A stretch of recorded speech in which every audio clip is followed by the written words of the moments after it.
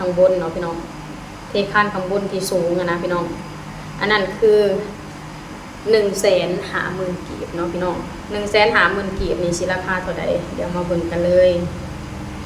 150,000 กีบหารให้218 บาทเนาะพี่น้องคือแบบว่าอันข้านที่สุดหัวเสาเด้พี่น้อง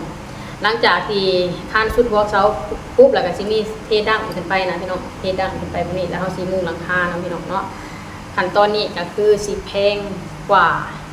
ทุกขั้นตอนเนาะพี่น้องอยู่ที่เม็ดละ200,000 กีบเนาะพี่น้องเพราะว่าเป็นขั้นตอนที่แบบสูงนะพี่น้อง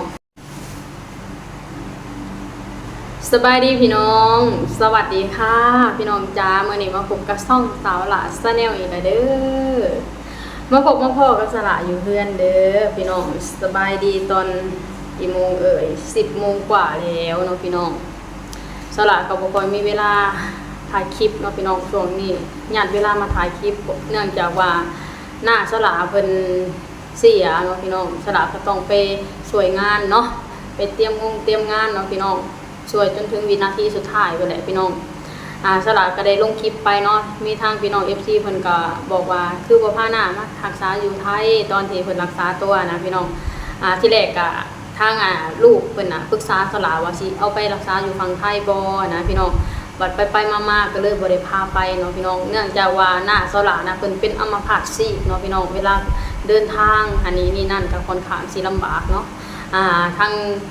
ลูกๆก็เลยตัดสินใจรักษาอยู่บ้านเนาะพี่น้องแล้วก็บวกกับทางหน้านะอาการเพิ่นแบบสุดนะเนาะพี่น้องการไปเดินทางกับค่อนข้างสิลำบากเนาะก็เลยรักษาอยู่ที่บ้านเนาะพี่น้องก็พากันแบบเฮ็ดเต็มที่แล้วนะพี่น้องทั้งลูกๆเพิ่นก็แบบพาไปรักษาแบบเต็มที่แล้วนะพี่น้องจนฮอดมื้อสุดท้ายของเพิ่นเนาะมื้อสุดท้ายคือว่าตื่นมาแล้วเพิ่นก็เสียชีวิตก็สละก็ได้พาไปหาอยู่ที่คลินิกเล่าเวียดเนาะพี่น้องอันนั้นก็คือเป็นมื้อสุดท้ายที่พาหน้าไปรักษาเนาะพี่น้องก็แต่ละคนก็พากันเฮ็ดเต็มที่แล้วเนาะพี่น้องเนาะณตอนนี้ก็เพิ่นก็ได้เสียชีวิตแล้วเนาะพี่น้องสละก็ได้ถ่ายคลิปลงอยู่แต่ว่าคลิปติดเหลืองเนาะพี่น้องสละก็เลยลบออกไปเพราะว่าสละก็ย่านแบบมีผลกระทบต่อช่องนะพี่น้องตามนั้นเลยเนาะพี่น้องทางหน้าสละก็ไปสบายแล้วเนาะพี่น้องณตอนนี้สละก็กับญาติๆกับลูกๆเพิ่นก็พากันแบบส่งหน้าไปสู่สวงสวรรค์ครั้งสุดท้ายเนาะก็คือเฮ็ดน้ำเพิ่นแบบเต็มที่จนถึงวินาทีสุดท้ายเนาะพี่น้องเนาะหลังจากนี่สลากก็สิได้ลงไปพุ่นแหละพี่น้องว่าสลากก็นอนอยู่พุ่นเลยแล้วก็เพิ่งสิขึ้นมาตอนประมาณ9 โมงกว่าเนาะพี่น้องขึ้นมาหาอาบน้ำอาบในเนาะพี่น้องสร้างร่างช่วยเจ้าของแล้วก็สิลงไปช่วยงานคือเก่าแหละพี่น้องโอเคพี่น้องมื้อนี้สลากก็สิมาเฮ็ดคลิปตามคำขอของพี่ FC ทางฝั่งสกลนครเนาะพี่น้องเนาะเพิ่นก็เฮ็ดคลิปบอกสละว่าสละอยากให้สละเฮ็ดคลิปเกี่ยวกับขาเร่งก่อสร้างอยู่ที่ประเทศลาวคืออย่าง property เฮ็ดแต่ละขั้นตอนนี่ค่ะมีขั้นตอนละเท่าใดเนาะพี่น้องคิดเป็นเงินกีบเท่าใดคิดเป็นเงินบาทเท่าใดเนาะพี่น้องเกี่ยวกับการก่อสร้างขาแรงก่อสร้างอยู่ที่ประเทศลาวเนาะพี่น้องเนาะสลาก็บอกเพิ่นว่าโอเคถ้าเบิ่งคลิปได้เลยเนาะสลาก็ยังบ่ทันได้มีโอกาสได้มาเฮ็ดคลิปเนาะพี่น้องแล้วก็อีกหลายคลิปที่พี่เพิ่นขอมานะพี่น้องเนื่องจากว่าสลาก็ช่วงนี้บ่ค่อยมีเวลาเนาะพี่น้องเนาะยังบ่มีเวลาหาข้อมูลนะพี่น้องถ้าหากว่าสลาบ่ได้เฮ็ดคลิปสลาก็ต้องขอโทษขออภัยเด้อที่บ่ได้เฮ็ดตามคำขอเนาะพี่น้องคืออย่างมื้อนี้ก็แบบว่าเอาเวลาอันแบบน้อยเดียวนะพี่น้องมาถ่ายคลิปเนาะมาเว้าเกี่ยวกับอุปกรณ์ก่อสร้างเนาะพี่น้องเพราะว่าเกี่ยวกับค่าแรงก่อสร้างบ่แม่นอุปกรณ์เนาะเพราะว่ามันเป็นสิ่งที่สละฮู้อยู่แล้วนะว่าราคาเท่าใดเนาะพี่น้องในสิ่งที่สละเว้ามามื้อนี้ก็คือในราคาของโคแพตตี้เด้อพี่น้องราคาของพ่อใหญ่เสิร์ชเนาะส่วนแบบรับเหมาทั่วไปราคาแบบว่าสูงกว่านี้แน่นอนนะพี่น้องอันนี้สละเว้าถึงราคาของพอใหญ่เสิร์ชแล้วก็พอเพตตี้รับเหมาเฮ็ดให้กับน้องๆเนาะพี่น้องเป็นราคาของคนในครอบครัวช่วยเหลือกันเนาะพี่น้องตามที่สลาเว้าไปเนี่ยก็บ่ได้แม่นว่าคนอื่นต้องคิดแบบนี้เนาะราคาทั่วไปแพงกว่านี้แน่นอนนะพี่น้องแต่นี่เป็นราคาที่แบบว่าเฮาเฮ็ดให้น้องเนาะพี่น้องเนาะมาพี่น้องเดี๋ยวเฮามาเริ่มต้นอยู่ที่ขั้นตอนแรกเนาะพี่น้องก็คือตั้งเสาแล้วก็ก่อผ้าเสาเนาะพี่น้องทางพ่อใหญ่เสิร์ชน่ะเพิ่นสิคิดเม็ดละเนาะพี่น้อง ตั้งเสานี่ต้นละ150 บาทเนาะพี่น้องคิดเป็นเงินบาทนี่คือ150 บาทเนาะพี่น้องถ้าหากว่าคิดเป็นเงินกีบก็คือต้นละ100,000 กีบเด้อพี่น้องเทคานกอกพะเศร้านี่ก็คือเม็ดละ100,000 กีบเนาะพี่น้องก็คือ150 บาทคือกันเนาะพี่น้องเนาะหลังจากนั้นก็มาอยู่ในช่วงขั้นตอนก่อผนังขึ้นพี่น้องก่อผนังเนี่ยคิดเป็นเม็ดกะเลเม็ดละ50,000 กีบเนาะพี่น้อง50,000 กีบนี่ก็ตกเป็นเงินบาทประมาณ50,000 กีบตกเป็นเงินบาทหารให้685กะเล่ละ72 บาทเนาะพี่น้องอันนี้คือขั้นตอนก่อผนังเด้อพี่น้องหลังจากขั้นตอนก่อผนังปุ๊บก็สิขึ้นมาอยู่ในเทคานเอ็นนี่คือรวมกันเนาะรวมกันกับขาอันก่อผนังนั่นเองเนาะพี่น้องบัดที่นี่ขึ้นไปอยู่ที่เทคานข้างบนเนาะพี่น้อง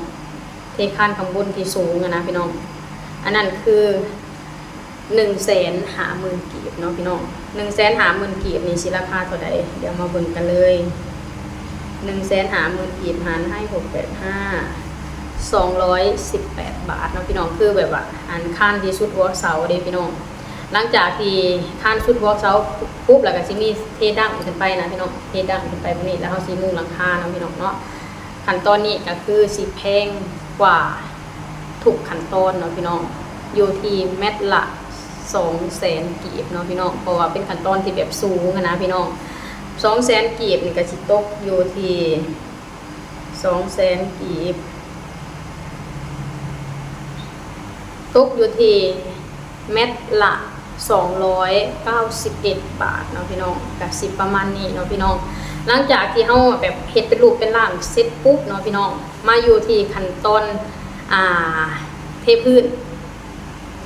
เนาะพี่น้องเทพื้นนี่สิคิดเป็นเม็ดกะเล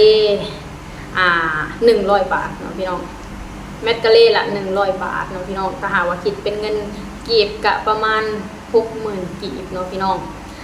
หลังจากนั้นก็สิอยู่ในขั้นตอนสาบผนังเนาะพี่น้องสลากะสิเว้านี่เป็นขั้นตอนไป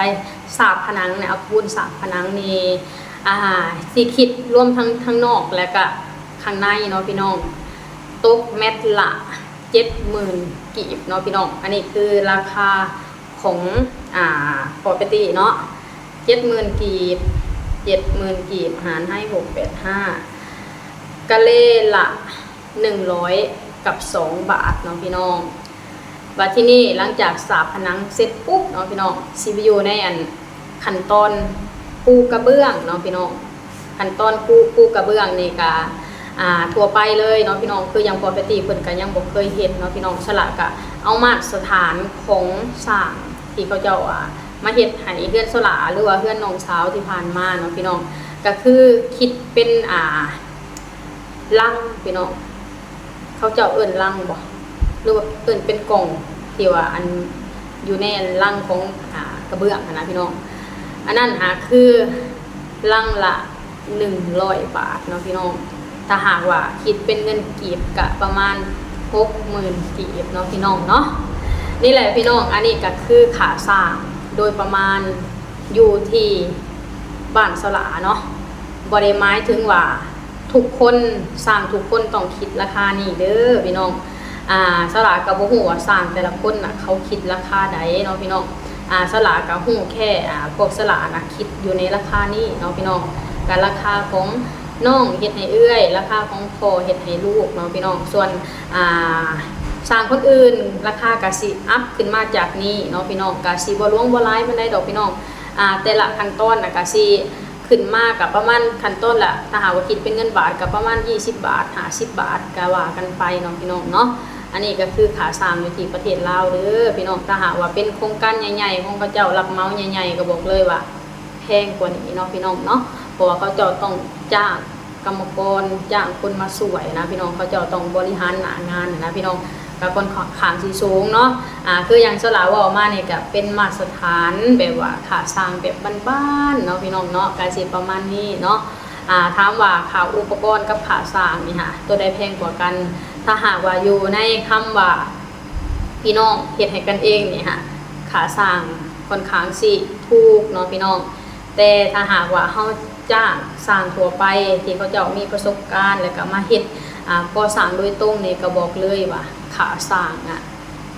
เท่าตัวกับค่าอุปกรณ์เลยเนาะพี่น้องเนาะนี่แหละพี่น้องการที่เฮามีประสบการณ์นะพี่น้องก็สิดีเนาะพี่น้องคืออย่างพอแพตตี้นี่ค่ะเพิ่นบ่มีประสบการณ์เนาะพี่น้องคืออย่างเพิ่นเฮ็ดงานอยู่ไทยเพิ่นก็เฮ็ดงานเกี่ยวกับโรงสีดพลาสติกเนาะพี่น้องพอแพตตี้สิปรับเครื่องสีดพลาสติกเปลี่ยนแม่พิมพ์เปลี่ยนโมนนะพี่น้องแล้วก็ปรับเครื่องสีดเนาะเวลางานมีขีบบ่งานยุบบ่งานบ่เต็มบ่นะพี่น้องพอแพตตี้เพิ่นก็สิเป็นคนสร้างปรับสีดเนาะบ่แม่นสร้างรับเหมาเพิ่นก็เลยบ่ค่อยมีประสบการณ์เนาะพี่น้องก็กลับมาบ้านแล้วก็เรียนรู้เนาะพี่น้องเนาะเรียนรู้หน้างานเอาก็คือเรียนรู้จากพ่อเนาะพี่น้องผู้เป็นพ่อตานั่นเองเนาะถามว่าฝีมือดีบ่ก็บ่ถึงขั้นว่าดีเนาะตามที่สลาลงคลิปไปหั่นแหละมีพี่น้อง FC หลายคนก็มาชื่นชมในฝีมือของขอเบตตี้อยู่เด้เพิ่นบอกว่าถ้าหากว่ามาเฮ็ดงานอยู่ฝั่งไทยบอกเลยว่าได้ค่าแรงวันละ700ขึ้นเนาะเบิ่งตามสายตาอยู่ในฝีมือของขอเบตตี้บอกเลยว่าละเอียดละสั้นโอ้สลาเห็นแล้วสลาก็ชื่นใจเด้พี่น้องพอเบตตี้เพิ่นบ่เคยเฮ็ดก่อสร้างมาก่อนเนาะพี่น้องนี่แหละพี่น้องการที่เฮาแบบว่าเรียนรู้เป็นคนที่แบบว่าอยากเรียนรู้ในหน้างานเฮาก็สิมีประสบการณ์เนาะพี่น้องเนาะนี่แหละพี่น้องก็บ่ได้หลวงบ่ได้หลายส่วนค่าแรงก็พอได้อยู่ได้กินเนาะพี่น้องบ่ถึงขั้นว่าได้เก็บได้กำเนาะพี่น้องเนาะก็คือว่าหาแหละสละก็หวังแค่ได้อยู่ได้กินเนาะส่วนอนาคตก็คอยหากินไปนี่แหละพี่น้องตามวิถีชีวิตบ้านนอกเนาะพี่น้องเนาะอยู่ไสก็บ่สุขใจเท่าอยู่บ้านเฮาเนาะได้อยู่กับครอบครัวได้อยู่กับพ่อกับแม่เนาะพี่น้องเนาะแต่ก็ยังคิดฮอดประเทศไทยตลอดเวลาเด้อมีโอกาสก็สิกลับไปประเทศไทยเนาะพี่น้องเพราะประเทศไทยเป็นประเทศที่ให้โอกาสให้ที่ยืนของสละและครอบครัวอย่างมหาศาลเนาะพี่น้องเนาะโอเคพี่น้องสำหรับคลิปนี้สละก็สิขอจบคลิปซ้ำนี้ก่อนเด้อขอให้พี่น้องทุกคนกดไลค์กดแชร์กดติดตามอินสตาแกรมนี่เด้อสบายดีสวัสดีค่ะ